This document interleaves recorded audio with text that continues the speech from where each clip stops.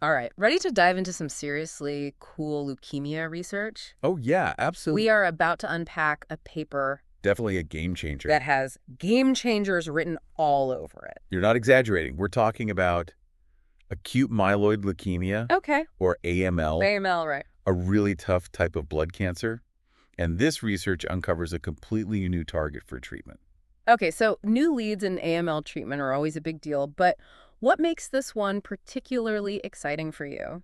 What's fascinating here is that this research zeroes in on leukemia stem cells, Okay. which are like the VIPs of the cancer world, they call the shots, and are notoriously hard to treat. Wait, back up a sec. Yeah, Why are stem cells so important in cancer? Aren't all cancer cells bad? they are, but stem cells are like the masterminds. Oh, Think of it this way. Regular cancer cells are like foot soldiers causing trouble, mm-hmm. but stem cells are the generals that can self-renew, create more foot soldiers, Oh, wow. and they're really good at dodging our usual treatment strategies. Oh.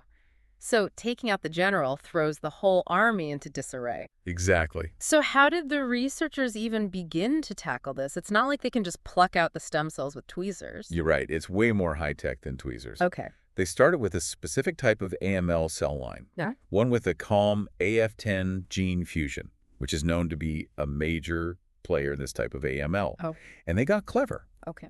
They tagged a crucial gene called MIS1 with a fluorescent protein. Hold on, they made it glow.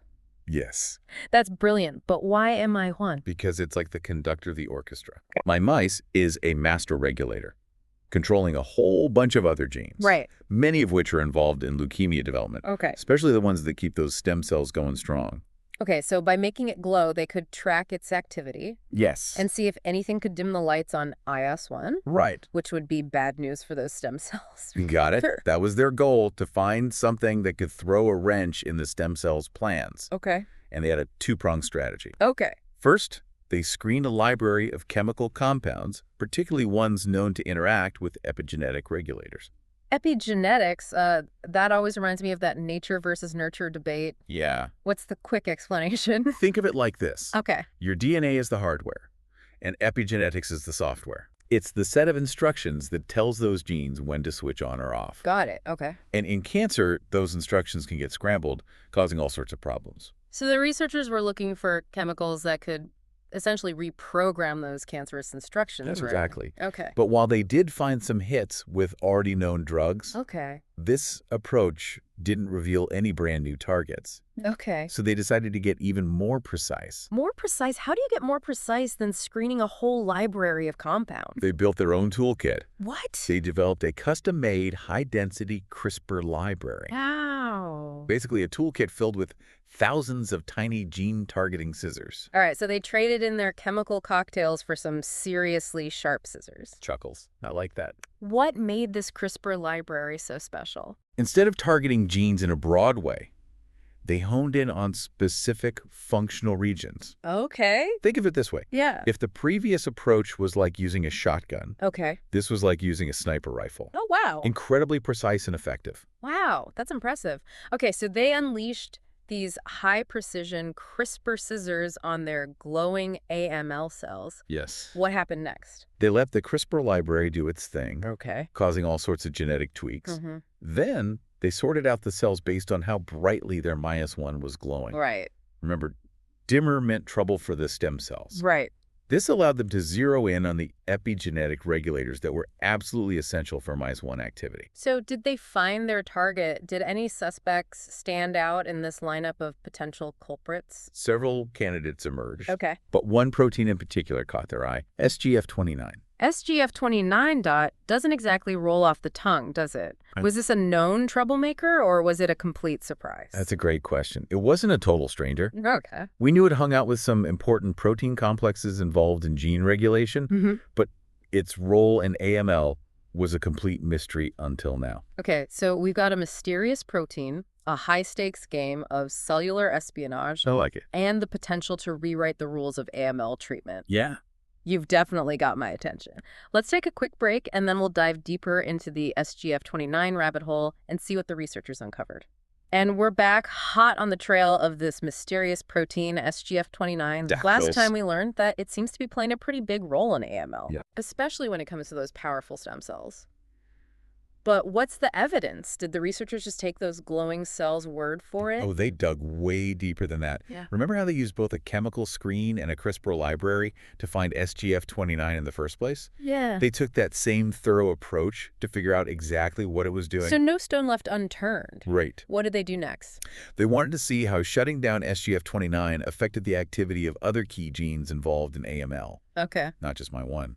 For that, they turned to a technique called CropSec. CropSec. Okay. I'm going to need you to break that one down for me. Imagine being able to eavesdrop on the messages being sent between cells. That's essentially what CropSec does. It lets you spy on the RNA messages being sent out by individual cells. So they were listening in on the cells' conversations to see how they were reacting when SGF29 was out of the picture. Exactly.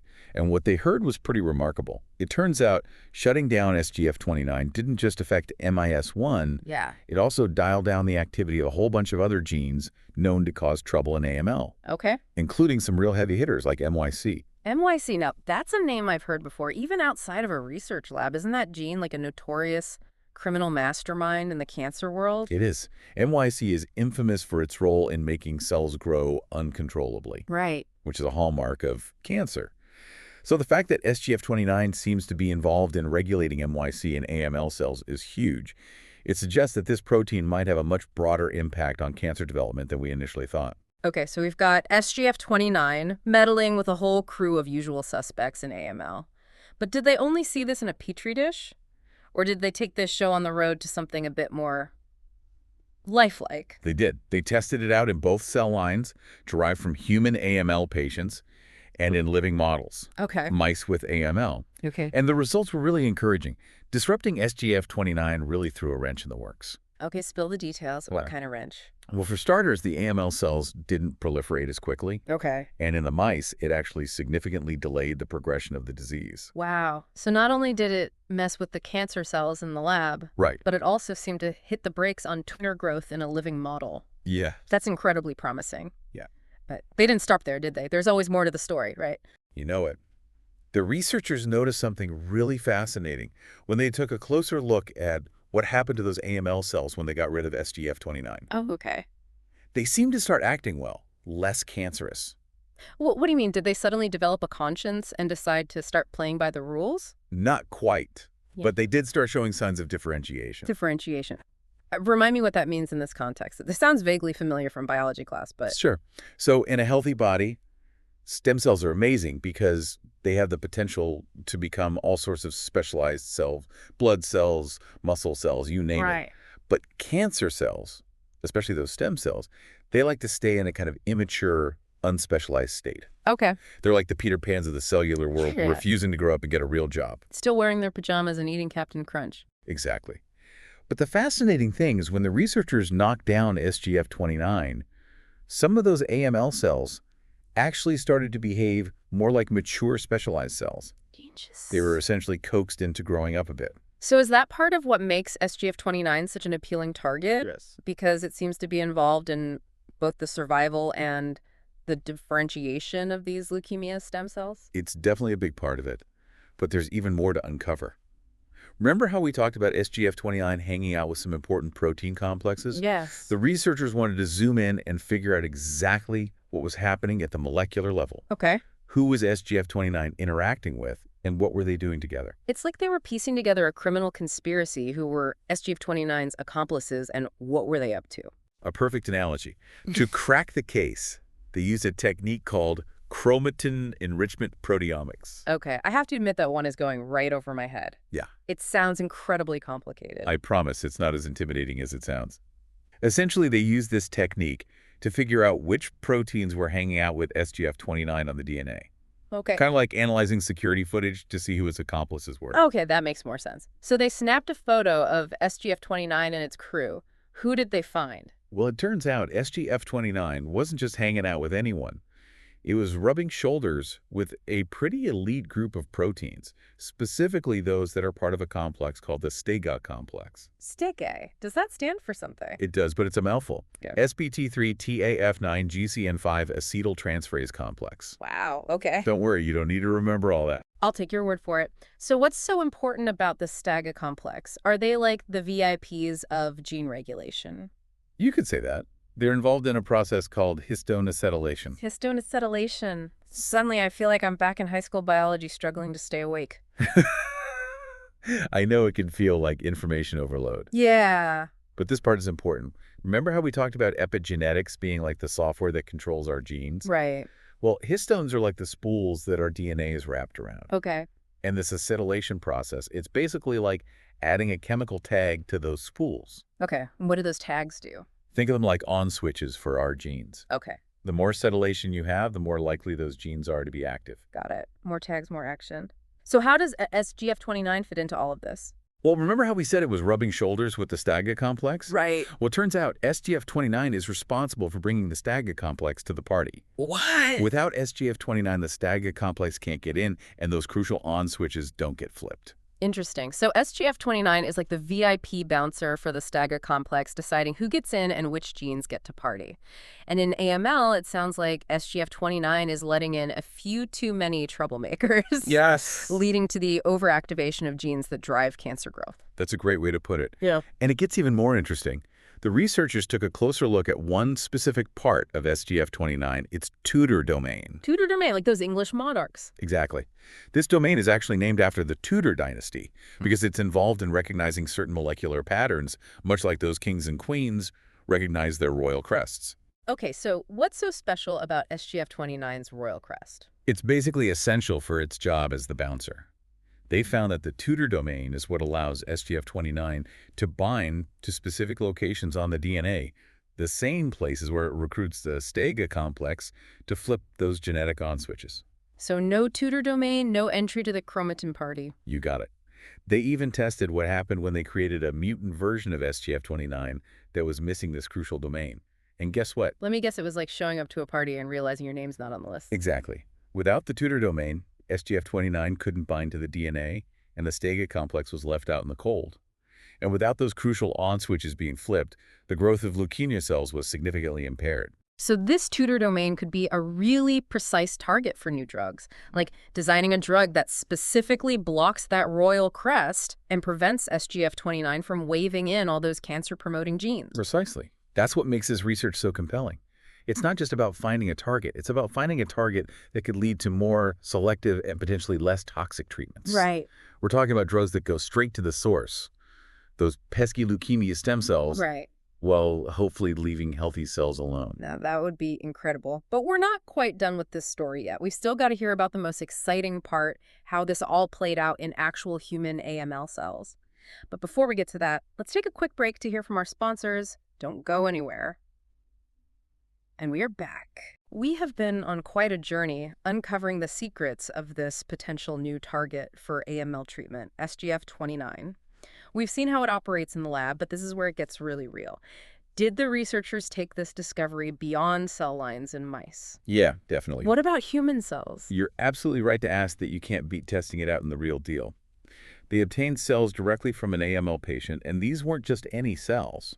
They were already equipped with a special system called SplitCas9. SplitCas9, that rings a bell from our CRISPR adventures earlier. What's so special about this system? It basically gave them even finer control over editing genes in these patient-derived cells. Think of it like upgrading from regular scissors to those super precise surgical tools. They could make incredibly specific changes. Ah, so they use these high-tech scissors to snip away at SGF29 in actual human AML cells. Yeah. That's incredible. What happened? Did it have the same effect as before? It did, but even more dramatically. When they silenced SGF29 in these human AML cells, those cells completely lost their competitive edge. They just couldn't keep up with their SGF29-equipped counterparts. Wow, talk about complete shutdown. Yeah. So we're talking about human AML cells, not just those lab-grown ones that were affected this way.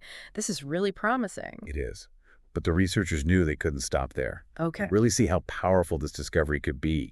They needed to test it in a way that even more closely mimicked what happens in the human body. Okay, I'm on the edge of my seat. What did they do?